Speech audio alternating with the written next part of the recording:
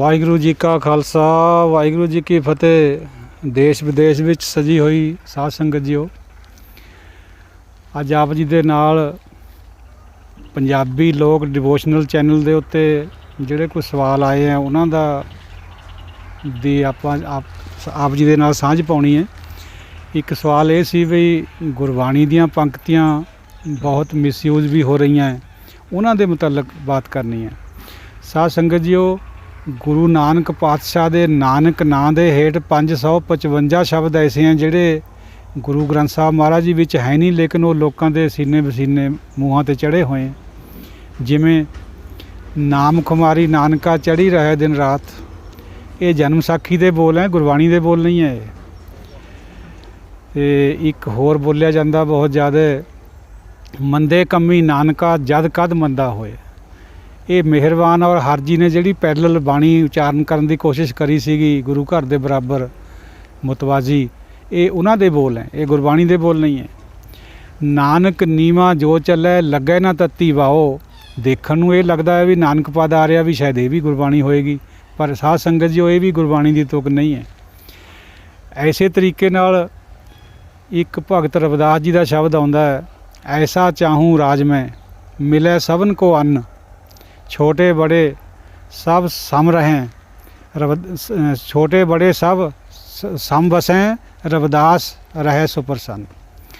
ये तुक भी अक्सर अखबारों भी देखी जाती है, लेकिन ये गुरबाणी च तुक नहीं है। साध संगत जी बाहर है, जिमें हुण कबीर जी के नाम हेठ बहुत सारे शब्द हैं। कबीर तेरी झौंपड़ी गल कट्यन के पास, करनगे सो भरनगे तू क्यों पयो उदास। साध संगत जी एक कबीर जी की जिहड़ी बाणी कहो या उन्होंने रचना कह दो, गुरु ग्रंथ साहब जी तो जिहड़ी बाहर है वो आपां सिख जगत उन्होंने परमाणिक नहीं मनता है। बहुत पता नहीं उन्हों की लिखी है ਜਾਂ किसी ने उन्होंने मूँह चों बोल पाए वे मुखार विच। क्योंकि देखो जदों आपां उहदी विचार करते हैं तो आशा विगड़ जाता है। सिख मत का या गुरबाणी का जिहड़ा आशा वो नहीं रहिंदा। गुरबाणी का आशा ये नहीं है भी जे किसी पर जुल्म होंदा है तो श्री साहब जिहड़ी सानू गुरु साहब ने पवाई है असीं उहनूं ना उठाईए। ये नहीं है भी जो करूँगे तो जो मर्जी करी जाण, आपां नूं क्या लेना। ये गल बिल्कुल सही नहीं है गुरमत के नज़रिए तो। जिथे भी किते हुण देखो सीरिया दे विच लंगर भी लगा रहे हैं, दवाइयां भी पहुँचाइयां जा रही हैं। बर्मा दे विच रोहिंग्या मुसलमानों का इन्हां ने जाके सेवा करी है, नेपाल च करी है, उड़ीसा दे सुनामी च करी है। तो जिथे किते लोड़ पैंदी है सिख जगत जाके हथियारबंद फौजां दे विच जाके उत्थे भी अमन कानून की अवस्था बनाउंदा है, चाहे अफ्रीका विच चाहे किधरे होर। सो ये सिख मत दे विच ऐसा नहीं है भी जो कोई करदा रहे तो आपां नूं की है, ये गल बिल्कुल नहीं है। हालांकि कबीर जी की ये तुक कह रही है भी जेड़े करूँगे भरूँगे तैनूं क्या लेना भाई, ये गल गुरमत दा आशा नहीं है। ऐसे तरीके नाल कबीर जी की एक तुक है, कबीरा जब हम आए जगत में जग हंसे हम रोए, ऐसी करनी कर चले हम हंसे जग रोए। ये गुरबाणी की तुक नहीं है। भावें कि इहदा आशा गुरबाणी नाल मिलदा जरूर है, पर गुरु ग्रंथ साहब जी विच ये तुक नहीं है भाई। होर भी कई तुकां ने, जिमें कई बार आपां नूं जिहड़े आउंदे ना ग्रीटिंग कार्ड्स वगैरह ब्याह शादियां दे, उन्हां दे उपर भी ये अक्सर लिखियां भी हुंदियां। आपां नूं सोझी नहीं हुंदी भी वाकई ये अपनियां है, गुरु ग्रंथ साहब जी विच है या बाहर हैं, नहीं पता हुंदा, क्योंकि हर बंदे की खोज भी नहीं हो सकती। बाबा फरीद के नाम हेठ एक तुक आउंदी है, उठ फरीदा सुत्या झाड़ू दे मसीत, जग सुत्ता तू जागदा तेरी डाढे नाल प्रीत। ये दास ने देखा है। एक इंसीडेंट भी याद आया मेरे अपने पिंड विच, जिहड़े ज्ञानी जी हुण नहीं है, सवेरे सवेरे वाक लिया करते सी ना, वाक लेण तो पहला 5 या 7 गुरबाणी दीयां तुकां पढ़दे हुंदे सी। उन्हां 'च एक तुक ये भी पढ़दे हुंदे सी, उठ फरीदा सुत्या। एक दिन दासरा उत्थे चला गया सवेरे सवेरे, स्पैशली इसे काम खातर ज्ञानी जी ने कहा भी ज्ञानी जी आ तुक ना पढ़िया करो, बाकी ठीक है पढ़िया करो। कहता जी ये है नहीं। मैं कहा नहीं, गुरबाणी च नहीं है, तुसीं आप देख लियो। बाबे फरीद की बहुती बाणी नहीं है, थोड़ी हो है, तुसीं आप पढ़ के देखियो भी है कि नहीं है। तो चलो मन गया, फिर उन्हें नहीं पढ़ी वैसे वो। तो इस तरीके नाल भी संगत नूं आगाह करना चाहिए, चंगी गल है। ये गुरु की सेवा एक किस्म की ਵੀ ਸਾਡੇ ਮਨਾਂ ਦੇ ਵਿੱਚ ਜਾਂ ਸਾਡੇ ਮੂੰਹਾਂ ਦੇ ਵਿੱਚ ਐਸੀਆਂ ਤੁਕਾਂ ਨਾ ਚੜ੍ਹ ਜਾਏ ਜਿਹੜੀਆਂ ਗੁਰਬਾਣੀ ਨਹੀਂ ਹੈ, ਕਿਉਂਕਿ ਉਹਨਾਂ ਦੇ ਆਸ਼ਾ ਹੀ ਕਈ ਵਾਰ ਗਲਤ ਹੁੰਦੇ। ਦੇਖੋ, ਇੱਕ ਕਿਸੇ ਫਿਰਕੇ ਦੀਆਂ ਬੁੱਕਸ ਦਾਸ ਨੇ ਸਟੱਡੀ ਕਰੀਆਂ ਹੈ, ਡਾਕਟਰ ਸ਼ਿੰਗਾਰੀ ਹੈ ਉਹਨਾਂ ਦਾ ਲੇਖਕ, 5-6 ਬੁੱਕਸ ਦਾਸ ਨੇ ਪੜ੍ਹੀਆਂ ਉਹਨਾਂ ਦੀਆਂ। ਉਹਦੇ 'ਚ ਇੱਕ ਤੁਕ ਆਮ ਆਉਂਦੀ ਹੈ 2-4 ਸਫ਼ਿਆਂ ਤੋਂ ਬਾਅਦ। ਉਹ ਤੁਕ ਵਿੱਚ ਇਸ ਤਰ੍ਹਾਂ ਹੈ ਵੀ ਗੁਰ ਗੋਬਿੰਦ ਦੋਨੋਂ ਖੜੇ, ਕਾਂ ਕਹਿ ਲਾਗੋਂ ਪਾਏ, ਬਲਿਹਾਰੀ ਗੁਰ ਆਪਣੇ ਜਿਨ ਗੋਬਿੰਦ ਦਿਓ ਮਿਲਾਏ।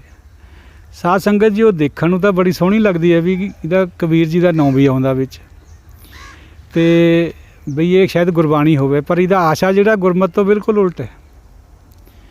ਗੁਰਮਤਿ ਦਾ ਆਸ਼ਾ ਇਹ ਹੈ ਵੀ ਜੇ ਕਿਤੇ ਗੁਰੂ ਅਤੇ ਪਰਮਾਤਮਾ ਖੜੇ ਹੋਵੇਂ, ਗੁਰੂ ਵੀ ਪਰਮਾਤਮਾ ਦੇ ਚਰਨਾਂ 'ਚ ਝੁਕਿਆ ਵਾ ਹੋਊਗਾ ਅਤੇ ਸਿੱਖ ਵੀ ਉੱਥੇ ਝੁਕਿਆ ਵਾ ਹੋਊਗਾ। ਇਹ ਇਕੁਏਸ਼ਨ ਹੈ ਗੁਰੂ ਦੀ, ਗੁਰਬਾਣੀ ਦੀ।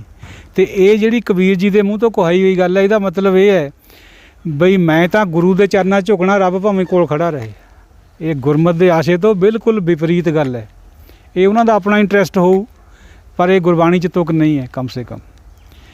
ਸੋ ਇਸ ਤਰ੍ਹਾਂ ਬਹੁਤ ਸਾਰੀਆਂ, ਜਦੋਂ ਇੱਕ ਵਾਰ ਭਾਈ ਗੁਰਦਾਸ ਜੀ ਦੇ ਨਾਲ ਧੰਨ ਧੰਨ ਪੰਚਮ ਪਾਤਸ਼ਾਹ ਗੁਰੂ ਅਰਜਨ ਦੇਵ ਜੀ ਕਿਤੇ ਜਾ ਰਹੇ ਸੀਗੇ, ਉਹਨਾਂ ਦੇ ਨੂੰ ਸੁਣਨ ਵਿੱਚ, ਕੰਨਾਂ ਦੇ ਵਿੱਚ, ਸਰਵਣਾਂ ਦੇ ਵਿੱਚ 1-2 ਤੁਕਾਂ ਐਸੀਆਂ ਪਈਆਂ ਜਿਹੜੀਆਂ ਗੁਰੂ ਸਾਹਿਬ ਨੇ ਆਪਣੀ ਵਿਵੇਕ ਨਾਲ ਸੋਚਿਆ ਵੀ ਇਹ ਤਾਂ ਗੁਰਬਾਣੀ ਹੈ ਨਹੀਂ।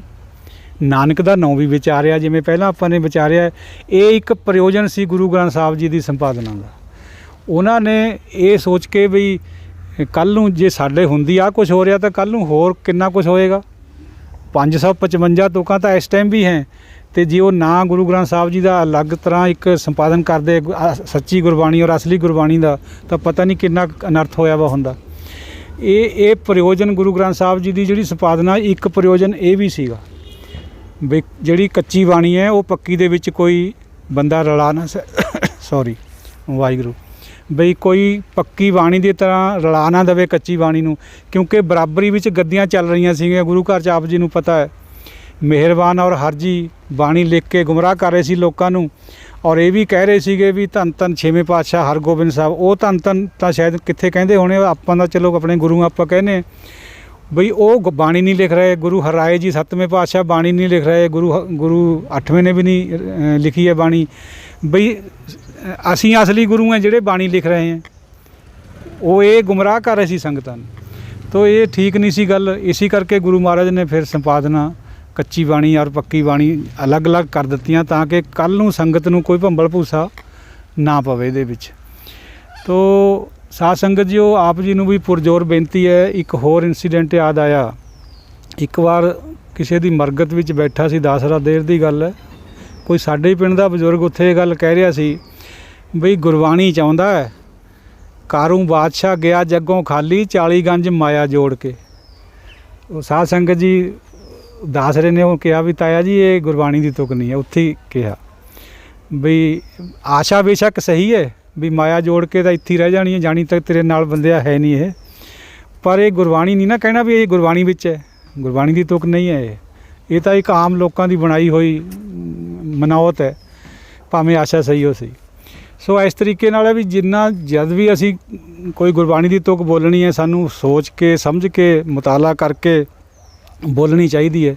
ਜਾਂ ਜੇ ਕੋਈ ਦੱਸਦਾ ਹੈ ਤਾਂ ਉਹ ਮੰਨ ਲੈਣੀ ਚਾਹੀਦੀ ਹੈ ਗੱਲ। ਜੇ ਫਿਰ ਵੀ ਅਡਿੰਗ ਰਹੀਏ ਅਸੀਂ ਵੀ ਨਹੀਂ ਜੀ ਨਹੀਂ, ਇਹ ਤਾਂ ਨਾਨਕ ਦਾ ਨਾਂ ਆਉਂਦਾ ਪਿੱਛੇ ਅਤੇ ਇਹ ਤਾਂ ਬਾਣੀ ਹੈ, ਤਾਂ ਫਿਰ ਗੜਬੜ ਹੈ। ਉਹ ਨਹੀਂ ਇਸ ਤਰ੍ਹਾਂ ਕਰਨਾ ਚਾਹੀਦਾ। ਤੋ ਹੋਰ ਵੀ ਬਹੁਤ ਸਾਰੀਆਂ ਤੁਕਾਂ ਬਾਬੇ ਕਬੀਰ ਦੇ ਨਾਂ ਹੇਠ ਤਾਂ ਬਹੁਤ ਬੜੇ ਬੜੇ ਗ੍ਰੰਥ ਮਿਲਦੇ ਹੈ। ਸਾਡੇ ਵਾਸਤੇ ਤਾਂ ਉਹੀ ਪਰਮਾਨਿਕ ਬਾਣੀ ਹੈ ਜਿਹੜੀ ਗੁਰੂ ਗ੍ਰੰਥ ਸਾਹਿਬ ਜੀ ਦੇ ਵਿੱਚ ਹੈ। ਸਤਿਕਾਰਤ ਹੈ ਉਹ ਵੀ, ਕਿਉਂਕਿ ਉਹਨਾਂ ਦਾ ਨਾਂ ਜੋ ਆ ਗਿਆ, ਕਬੀਰ ਜੀ ਦਾ ਨਾਂ ਹੀ ਪਵਿੱਤਰ ਹੈ। ਪਰ ਸਾਡੀ ਜਿਹੜੀ ਮਾਨਤਾ ਹੈ ਉਹ ਗੁਰਬਾਣੀ ਪਰ ਹੈ। ਸਾਡੀ ਜਿਹੜੀ ਆਸਥਾ ਉਹ ਗੁਰਬਾਣੀ 'ਚ ਹੈ। ਜਿਹੜੀ ਵੀ ਬਾਣੀ ਗੁਰਬਾਣੀ 'ਚ ਆ ਗਈ ਹੈ ਕਿਸੇ ਵੀ ਮਹਾਂਪੁਰਸ਼ ਦੀ, ਉਹਨੂੰ ਸਾਡਾ ਸਿਰ ਨਤਮਸਤਕ ਹੁੰਦਾ, ਝੁਕਦਾ ਹੀ ਝੁਕਦਾ। ਬਾਹਰ ਦਿਆਂ ਨੂੰ ਸਾਡਾ ਮੰਨਣਾ ਨਾ ਮੰਨਣਾ ਉਹ ਜੁਦੀ ਗੱਲ ਹੈ, ਸਤਿਕਾਰ ਕਰਨਾ ਚੰਗੀ ਗੱਲ ਹੈ, ਕੋਈ ਬੁਰਾਈ ਨਹੀਂ ਹੈ। ਆਫਟਰ ਆਲ ਪੋਇਟਰੀ ਤਾਂ ਹੀ ਉਹ ਹੈ। ਇਹਦੇ ਨਾਲੇ ਸਾਧ ਸੰਗਤ ਜੀ ਇੱਕ ਗੱਲ ਹੋਰ ਯਾਦ ਆਈ ਵੀ ਦੇਖੋ 52 ਕਵੀ ਸ਼੍ਰੀ ਅਨੰਦਪੁਰ ਸਾਹਿਬ ਰਹਿੰਦੇ ਸੀ ਦਸ਼ਮੇਸ਼ ਜੀ ਦੇ ਦਰਬਾਰ 'ਚ। ਉਹਨਾਂ 'ਚੋਂ ਕੇਵਲ ਇੱਕ ਭਾਈ ਨੰਦ ਲਾਲ ਜੀ ਰੂਹਾਨੀ ਸੀਗੇ, ਨੂਰਾਨੀ ਸੀਗੇ। 51 ਕਵੀ ਸਤੋਗੁਣੀ ਸੀ, ਲੇਕਿਨ ਉਹ ਸਤੋਗੁਣੀਆਂ ਤੋਂ ਵੀ ਤਾਂ ਗੁਰੂ ਸਾਹਿਬ ਕਵਿਤਾ ਸੁਣਦੇ ਸੀਗੇ। ਬਹੁਤ ਬੜਾ ਵਿਦਿਆਧਾਰਕ ਗ੍ਰੰਥ ਵੀ ਉਹਨਾਂ ਨੇ ਬਣਾਇਆ ਸੀ, ਜਿਹੜਾ ਕਿ ਸਰਸੇ ਦੀ ਭੇਂਟ ਹੋ ਗਿਆ ਉੱਤਰ ਪੁੱਤਰ 'ਚ। ਤੋ ਕਹਿਣ ਤੋਂ ਮੁਰਾਦ ਇਹ ਹੈ, ਹੁਣ ਨੱਥਾ ਅਬਦਾਲੀ ਢਾਡੀ ਹੋਏ, ਅਕਾਲ ਤਖਤ ਸਾਹਿਬ ਦੇ ਉੱਤੇ 12 ਉਹਨਾਂ ਨੇ ਗਾਈਆਂ, ਪਹਿਲਾਂ ਗੁਰੂ ਹਰਗੋਬਿੰਦ ਪਾਤਸ਼ਾਹ ਨੇ ਗਵਾਈਆਂ। ਉਹ ਕਿਹੜੇ ਗੁਰਬਾਣੀ ਪੜ੍ਹਦੇ ਸੀਗੇ, ਉਹ ਤਾਂ 12 ਗਾਉਂਦੇ ਸੀਗੇ। ਤੋ ਕਈ ਦਫਾ ਇਹ ਸਵਾਲ ਸੰਗਤ ਵਿੱਚ ਆਉਂਦਾ ਹੈ, ਸਾਡੇ ਮਿਸ਼ਨਰੀ ਭਰਾ ਵੀ ਕਰਦੇ ਆ ਵੀ ਜਿਹੜੀ ਕੱਚੀ ਬਾਣੀ ਹੈ ਉਹ ਨਹੀਂ ਪੜ੍ਹਨੀ ਚਾਹੀਦੀ। ਠੀਕ ਹੈ, ਭਾਈ ਦਾਸਰਾ ਵੀ ਸਹਿਮਤ ਹੈ ਇਸ ਗੱਲ ਨਾਲ, ਲੇਕਿਨ ਉਹਨੂੰ ਬਾਣੀ ਨਾ ਕਹੋ। ਜਿਵੇਂ ਇੱਕ ਵਾਰ ਗਾਈ ਜਾਂਦੀ ਹੈ ਜਾਂ ਇੱਕ ਕਵਿਤਾ ਪੜ੍ਹੀ ਜਾਂਦੀ ਹੈ ਗੁਰੂਆਂ ਦੀ ਵਡਿਆਈ ਦੇ ਵਿੱਚ, ਉਹਨੂੰ ਤਾਂ ਗੁਰੂ ਸਾਹਿਬ ਨੇ ਵੀ ਅਲਾਓ ਕਰਿਆ, ਉਹਨੂੰ ਉਸ ਤਰ੍ਹਾਂ ਮੰਨ ਲਓ। ਸਤਿਕਾਰ ਤਾਂ ਜਿਹੜੇ ਇਸ ਤਰੀਕੇ ਨਾਲ ਵੀ ਕਰਦੇ ਆ, ਬਾਬਾ ਜੀ ਮਸਤੂਆਣੇ ਵਾਲੇ ਪੜ੍ਹਦੇ ਹੁੰਦੇ ਸੀਗੇ, ਬਾਬਾ ਜੀ ਰਾੜੇ ਵਾਲਾ ਵੀ ਪੜ੍ਹਦੇ ਸੀ, ਹੁਣ ਤਾਂ ਬਹੁਤ ਸਾਰੇ ਪੜ੍ਹਦੇ ਆ ਇਸ ਤਰ੍ਹਾਂ। ਬੇਸ਼ੱਕ ਉਹ ਬਾਣੀ ਕੱਚੀ ਹੈ, ਲੇਕਿਨ ਜਿਹੜੀ ਪੋਇਟਰੀ 51 ਕਵੀ ਅਨੰਦਪੁਰ ਸਾਹਿਬ ਦੇ ਵਿੱਚ ਕਰ ਰਹੇ ਸੀ, ਉਹ ਕਿਹੜੇ ਪੱਕੀ ਸੀਗੀ, ਉਹ ਕਿਹੜੇ ਚੌਥੇ ਪਦ ਦੀ ਸੀਗੀ। ਜਾਂ ਜਿਹੜੇ ਨੱਥੇ ਅਬਦਾਲੀ ਨੇ ਢਾਡੀਆਂ ਨੇ ਜਿਹੜੀਆਂ 12 ਗਾਈਆਂ, ਉਹ ਕਿਹੜੇ ਚੌਥੇ ਪਦ ਦੀਆਂ ਸੀਗੀਆਂ। ਸਾਰਾ ਕੁਝ ਚੌਥੇ ਪਦ ਨਾਲ ਹੀ ਨਾ ਹੁੰਦਾ। ਲੋਕਾਂ ਦੀ ਜਿਹੜੀ ਅਵਸਥਾ ਉਹ ਤਾਂ ਚੌਥੇ ਵਾਲੀ ਨਹੀਂ ਹੁੰਦੀ ਹੈ। ਗੁਰੂ ਸਾਹਿਬ ਨੇ ਤਾਂ ਸਿੱਖਾਂ ਨੂੰ ਖੜੇ ਕਰਨਾ ਸੀ ਜਜ਼ਬਾਤਾਂ ਦੇ ਵਿੱਚ, ਵੀ ਤੁਸੀਂ ਤਕੜੇ ਹੋ, ਸੈਲਫ ਰਿਸਪੈਕਟ ਕਾਇਮ ਕਰੋ। ਕਿਉਂ ਦੱਬਦੇ ਆ ਕਿਸੇ ਦੇ? ਜੇ ਕੋਈ ਨਜਾਇਜ਼ ਤੁਹਾਨੂੰ ਤੰਗ ਕਰਦਾ, ਨਿਮਰ ਰਹੋ, ਇੱਕ ਵਾਰ 2 ਵਾਰ ਬਰਦਾਸ਼ਤ ਕਰੋ। ਹੁਣ ਗੁਰੂ ਸਾਹਿਬ 5ਵੇਂ ਦਾ ਸੀਸ ਵੀ ਲੈ ਲਿਆ, ਹੁਣ ਵੀ ਨਹੀਂ ਇਹ ਹਟਦੇ। ਹੁਣ ਖੰਡਾ ਖੜਕਾਓ, ਔਰ ਹੁਕਮਨਾਮੇ ਕੱਢ ਦਿੱਤੇ ਸੀ ਵੀ ਹੁਣ ਸਾਡੇ ਕੋਲ ਹਥਿਆਰ ਜਾਂ ਚੰਗਾ ਘੋੜਾ ਆਉਣਾ ਚਾਹੀਦਾ। ਉਹ ਲੈ ਕੇ ਸੰਗਤ ਆਉਣ ਲੱਗੀ, ਔਰ ਸੰਗਤ ਨੇ ਫਿਰ ਲੜਾਈਆਂ ਵੀ ਕਰੀਆਂ 4 ਸ਼ਾਹਜਹਾਨ ਦੇ ਜਰਨੈਲਾਂ ਦੇ ਨਾਲ, ਔਰ ਜਿੱਤੀਆਂ। ਤੋ ਜਿਹੜਾ ਸਿੱਖ ਮਤ ਹੈ ਜਾਂ ਗੁਰਬਾਣੀ ਜਿਹੜੀ ਹੈ, ਇਹਦਾ ਬਿਲਕੁਲ ਨਵੇਕਲੀ ਚੀਜ਼ ਹੈ। ਇਹਨੂੰ ਅਸੀਂ ਤ੍ਰੈ ਗੁਣਾਂ ਦੇ ਨਾਲ ਜੋੜੀਏ ਜਾਂ ਸਤੋ ਗੁਣ ਨਾਲ ਜੋੜੀਏ, ਵਾਹਿਗੁਰੂ, ਉਹ ਗੱਲ ਠੀਕ ਨਹੀਂ ਹੈ। ਤ੍ਰੈ ਗੁਣਾਂ ਦੀ ਜਿਹੜੀ ਵਿਚਾਰ ਹੈ ਉਹ ਆਪਣੀ ਜਗ੍ਹਾ ਮੁਬਾਰਕ ਹੈ, ਪਰ ਜਿੱਥੇ ਗੱਲ ਚੌਥੇ ਦੀ ਆਊਗੀ ਉਹਦੇ ਨਾਲ ਉਹਨੂੰ ਕੰਪੇਅਰ ਨਹੀਂ ਕਰਨਾ ਕਦੇ ਵੀ। ਜੇ ਅਸੀਂ ਕਹੀਏ ਬਈ ਇਹ ਜਿਹੜੇ ਬਾਬਾ ਜੀ ਕੱਚੀ ਬਾਣੀ ਪੜ੍ਹਦੇ ਹੈ ਡੇਰਿਆਂ ਵਾਲੇ, ਬਈ ਇਹ ਯਾਨੀ ਰੂਹਾਨੀ ਹੈ, ਰੂਹਾਨੀ ਬਿਲਕੁਲ ਨਹੀਂ ਹੈ। ਰੂਹਾਨੀ ਨਹੀਂ ਕਰਕੇ ਨਹੀਂ ਅਸੀਂ ਉਹਨਾਂ ਨੂੰ ਮੰਨਣਾ, ਸਤਿਕਾਰ ਦੇਣਾ ਹੈ। ਉਹ ਇੱਕ ਜਿਵੇਂ ਪੋਇਟਰੀ ਕਰਦੇ ਹੈ, ਉਹ ਆਪਣੇ ਸ਼ਬਦਾਂ ਵਿੱਚ ਤੋੜ ਮਰੋੜ ਕੇ ਸੰਗਤ ਨੂੰ ਉਹ ਚੰਗੀ ਵੀ ਲੱਗਦੀ ਹੈ, ਕਿਉਂਕਿ ਸੰਗਤ ਦਾ ਪੱਧਰ ਗੁਰਬਾਣੀ ਨੂੰ ਸੁਣ ਕੇ ਉਹਦੇ ਅਰਥ ਸਮਝਣ ਦਾ ਅਜੇ ਨਹੀਂ ਹੈ। ਹੌਲੀ ਹੌਲੀ ਬਣ ਜਾਏਗਾ, ਕੁਛ ਦਾ ਹੈ ਪਰ ਸਭ ਦਾ ਨਹੀਂ ਹੈ। ਉਹ ਲੋਕਾਂ ਨੂੰ ਉਹ ਸੌਖੀ ਔਰ ਸਿੱਧੀ ਗੱਲ ਸਮਝ ਲੱਗਦੀ, ਇਸ ਕਰਕੇ ਉਹ ਕਰਦੇ। ਵੈਸੇ ਦਾਸਰਾ ਕਾਇਲ ਨਹੀਂ ਹੈ ਉਸ ਗੱਲ ਦਾ, ਮੈਂ ਤਾਂ ਹਮੇਸ਼ਾ ਪੱਕੀ ਬਾਣੀ ਪੜ੍ਹਦਾ ਔਰ ਉਹਦੇ ਵਿੱਚ ਮੇਰਾ ਵਿਸ਼ਵਾਸ ਹੈ। ਲੇਕਿਨ ਇਹ ਸਵਾਲ ਆਉਂਦਾ ਸੰਗਤ ਵਿੱਚ ਬਹੁਤ ਵਾਰੀ, ਬਈ ਜੀ ਇਹ ਕੱਚੀ ਬਾਣੀ ਫਿਰ ਕਿਉਂ ਪੜ੍ਹਦੇ ਆ? ਪੜ੍ਹਨੀ ਨਹੀਂ ਚਾਹੀਦੀ ਜਦ ਹਰਿਮੰਦਰ ਸਾਹਿਬ 'ਤੇ ਨਹੀਂ ਪੜ੍ਹੀ ਜਾਂਦੀ। ਠੀਕ ਹੈ, ਹਰਿਮੰਦਰ ਸਾਹਿਬ 'ਤੇ ਹਮੇਸ਼ਾ ਗੁਰਬਾਣੀ ਜਿਹੜੀ ਗੁਰੂ ਗ੍ਰੰਥ ਸਾਹਿਬ ਜੀ ਵਿੱਚ ਹੈ ਉਹ ਆਉਂਦੀ ਹੈ, ਜਾਂ ਭਾਈ ਗੁਰਦਾਸ ਜੀ ਦੀ ਬਾਣੀ ਪੜ੍ਹੀ ਜਾ ਸਕਦੀ ਹੈ, ਭਾਈ ਨੰਦ ਲਾਲ ਜੀ ਦੀ ਪੜ੍ਹੀ ਜਾ ਸਕਦੀ ਹੈ, ਦਸ਼ਮੇਸ਼ ਜੀ ਦੀ ਵਾਹਿਗੁਰੂ ਪੜ੍ਹੀ ਜਾ ਸਕਦੀ ਹੈ। ਹੋਰ ਕੋਈ ਕੱਚੀ ਬਾਣੀ ਉੱਥੇ ਨਹੀਂ ਹੁੰਦੀ ਹੈ।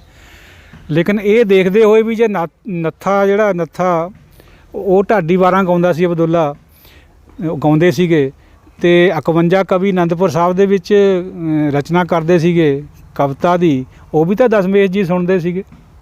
ਇਸ ਕਰਕੇ ਬਹੁਤਾ ਕਿੰਤੂ ਪਰੰਤੂ ਕਰਨਾ ਦਾਸਰਾ ਚੰਗਾ ਨਹੀਂ ਸਮਝਦਾ ਇਸ ਗੱਲ 'ਤੇ। ਔਰ ਹੋਰ ਨੂੰ ਵੀ ਇਹ ਮੇਰੀ ਬੇਨਤੀ ਹੈ ਵੀ ਇਹਨੂੰ ਇਸ ਲਹਿਜੇ 'ਚ ਲਓ, ਨਾ ਕਿ ਆਪਾਂ ਉਹਨੂੰ ਕਹੀਏ ਵੀ ਉਹ ਬਾਣੀ ਪੱਕੀ ਹੈ ਕਿ ਕੱਚੀ ਹੈ। ਬਾਣੀ ਤਾਂ ਉਹ ਹੈ ਹੀ ਨਹੀਂ ਜਿਹੜੀ ਉਹ ਗਾਉਂਦੇ। ਕੱਚੀ ਬਾਣੀ ਤਾਂ ਉਹ ਹੈ ਜਿਹੜੀ ਜਿਵੇਂ ਨਾਮ ਖੁਮਾਰੀ ਨਾਨਕਾ ਚੜ੍ਹੀ ਰਹੇ ਦਿਨ ਰਾਤ, ਉਹ ਕੱਚੀ ਬਾਣੀ ਹੈ ਜਿਹੜੀ ਉਹਨਾਂ ਨੇ ਉਸਾਰੀ ਹੋਈ ਹੈ, ਜਿਹੜੇ ਉਸ ਟਾਈਮ ਪੈਰਲਲ ਗੁਰੂਡਮ ਚਲਾ ਰਹੇ ਸੀਗੇ। ਜਾਂ ਮੰਦੇ ਕੰਮੀ ਨਾਨਕਾ ਜਦ ਕਦ ਮੰਦਾ ਹੋਏ। ਭਾਵੇਂ ਆਸ਼ਾ ਇਹਦਾ ਵੀ ਠੀਕ ਹੈ ਵੀ ਜਿਹੜਾ ਬੁਰਾ ਕਰਦਾ ਉਹ ਕਦੇ ਨਾ ਕਦੇ ਉਹਦਾ ਬੁਰਾ ਹੋਏ ਨਿਬੜਦਾ, ਬੁਰਾ ਕੰਮ ਮਰਡਰ ਵਿਲ ਆਊਟ, ਉਹਨੇ ਬਾਹਰ ਆ ਜਾਣਾ ਗੱਲ ਨੇ। ਪਰ ਕਿਉਂਕਿ ਇਹ ਗੁਰੂ ਸਾਹਿਬ ਦੇ ਸਾਹਿਬਾਨਾਂ ਦੇ ਜਾਂ ਭਗਤਾਂ ਦੇ ਮੁਖਾਰਬਿੰਦ ਤੋਂ ਨਹੀਂ ਨਿਕਲੀ ਹੋਈ, ਇਹ ਕੱਚੇ ਬੰਦਿਆਂ ਤੋਂ ਨਿਕਲੀ ਹੋਈ ਹੈ, ਤ੍ਰੈਗੁਣੀਆਂ ਤੋਂ, ਜਿਹੜੇ ਸਾਜ਼ਿਸ਼ਾਂ ਰਚ ਸੀ ਗੁਰੂਡਮ ਬਣਾਈ ਬੈਠੇ ਸੀ ਆਪਣਾ ਝੂਠਾ ਸੂਡੋ ਗੁਰੂ। ਇਸ ਕਰਕੇ ਉਹ ਨਹੀਂ ਅਸੀਂ ਮੰਨਣੀ ਹੈ।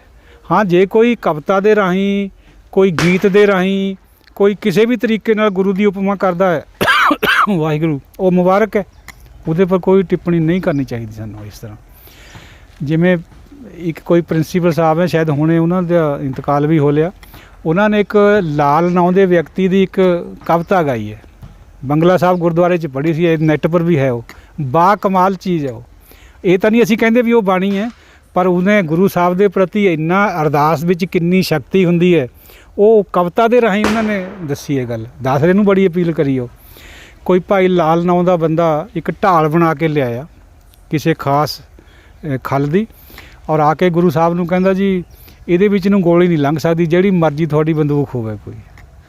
ਅੱਛਾ, ਕੱਲ੍ਹ ਨੂੰ ਟੈਸਟ ਕਰਾਂਗੇ ਭਾਈ।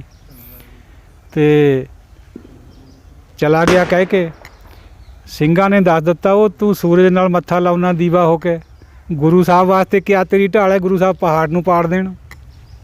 ਉਹਨੂੰ ਫਿਰ ਇੱਕਦਮ ਖੁਟਕਾ ਹੋ ਗਿਆ, ਸਾਰੀ ਰਾਤ ਅਰਦਾਸਾਂ ਕਰਦੇ ਦੀ ਲੰਘੀ ਵੀ ਮਹਾਰਾਜ ਮੈਂ ਕਹਿ ਬੈਠਿਆ, ਹੁਣ ਮੇਰੀ ਲਾਜ ਵੀ ਤੁਸੀਂ ਉਹ ਰੱਖਣੀ ਹੈ, ਸੰਗਤ ਵਿੱਚ ਮੇਰੀ ਹੇਠੀ ਵੀ ਬਹੁਤ ਹੋਊਗੀ। ਸਵੇਰੇ ਵੀ ਅਰਦਾਸਾਂ, ਜਦ ਬੁਲਾਇਆ ਸਵੇਰੇ ਵੀ ਲਿਆਓ ਭਾਈ ਲਾਲ ਨੂੰ ਬੁਲਾਓ, ਦੇਖੀਏ ਢਾਲ ਉਹਦੀ। ਗੁਰੂ ਸਾਹਿਬ ਨੇ ਬੰਦੂਕ ਮੰਗਾਈ, ਉਹ ਆਪਣੀ ਢਾਲ ਲਈ ਮੂਹਰੇ ਖੜਾ, ਉਹਨੂੰ ਪਤਾ ਵੀ ਗੋਲੀ ਨੇ ਵਿੱਚ ਨੂੰ ਲੰਘ ਜਾਣਾ ਔਰ ਮੈਂ ਵੀ ਮਾਰਿਆ ਜਾਣਾ। ਅੱਖਾਂ 'ਚ ਪਾਣੀ ਹੈ ਯਾਰ, ਸੋਚ ਰਿਹਾ ਵੀ ਮਹਾਰਾਜ ਮੇਰੀ ਰੱਖਿਆ ਕਰਿਓ। ਹੁਣ ਕਹਿ ਤਾਂ ਮੈਂ ਬੈਠਿਆ, ਗੱਲ ਬੜੀ ਉੱਚੀ ਹਉਮੈ 'ਚ। ਤੇ ਗੁਰੂ ਸਾਹਿਬ ਨਿਸ਼ਾਨਾ ਲਗਾਉਣੇ, 2 ਕੁ ਵਾਰ ਉੱਪਰ ਨੂੰ ਕੱਢ ਦਿੱਤਾ, ਵੱਖ ਨੂੰ ਕੱਢ ਦਿੱਤਾ, ਨਹੀਂ ਮਾਰੀ। ਸਿੰਘ ਕਹਿੰਦੇ ਨਾਲ ਦੇ ਵੀ ਗੁਰੂ ਸਾਹਿਬ ਜੀ ਕਿਆ ਗੱਲ ਹੈ ਵੀ ਬੰਦੂਕ ਖਰਾਬ ਹੈ, ਨਿਸ਼ਾਨਾ ਨਹੀਂ ਲੱਗਦਾ। ਉਹ ਕਹਿੰਦੇ ਨਹੀਂ ਭਾਈ ਬੰਦੂਕ ਤਾਂ ਨਹੀਂ ਖਰਾਬ ਹੈ, ਮੈਂ ਕਿੱਥੇ ਮਾਰਾਂ, 9 ਪਾਤਸ਼ਾਹੀਆਂ ਹੱਥ ਰੱਖੀ ਬੈਠੀਆਂ ਢਾਲ ਪਰ, ਕਿੱਥੇ ਮਾਰਾਂ, ਜਗ੍ਹਾ ਹੀ ਨਹੀਂ ਕੋਈ ਖਾਲੀ ਹੈ। ਇਹ ਅਰਦਾਸ ਦੀ, ਹੁਣ ਜੇ ਇਹ ਗੱਲ ਕਵਿਤਾ 'ਚ ਕਹੀ ਹੈ ਉਹਨੇ ਤਾਂ ਇਹ ਬਹੁਤ ਆਨੰਦਿਤ ਚੀਜ਼ ਹੈ, ਇਹਦੇ ਨਾਲ ਬਹੁਤ ਰਸ ਪੈਦਾ ਹੁੰਦਾ ਬੰਦੇ ਦੇ ਅੰਦਰ ਔਰ ਗੁਰੂ ਸਾਹਿਬ ਪ੍ਰਤੀ ਸ਼ਰਧਾ ਬਣਦੀ ਹੈ। ਸੋ ਇਸ ਤਰ੍ਹਾਂ ਦੀ ਗੱਲ ਨਹੀਂ ਹੈ ਵੀ ਕੱਚੀ ਬਾਣੀ ਜਿਹੜੀ ਹੈ, ਬਾਣੀ ਨਾ ਕਹੋ ਉਹਨੂੰ, ਪੋਇਟਰੀ ਕਹਿ ਦਿਓ ਜਾਂ ਸਮਥਿੰਗ ਹੋਰ ਕੁਛ ਵੀ ਕਹੋ, ਪਰ ਉਹ ਠੀਕ ਹੈ, ਮੁਬਾਰਕ ਹੈ। ਵਾਹਿਗੁਰੂ ਜੀ ਕਾ ਖਾਲਸਾ, ਵਾਹਿਗੁਰੂ ਜੀ ਕੀ ਫਤਿਹ।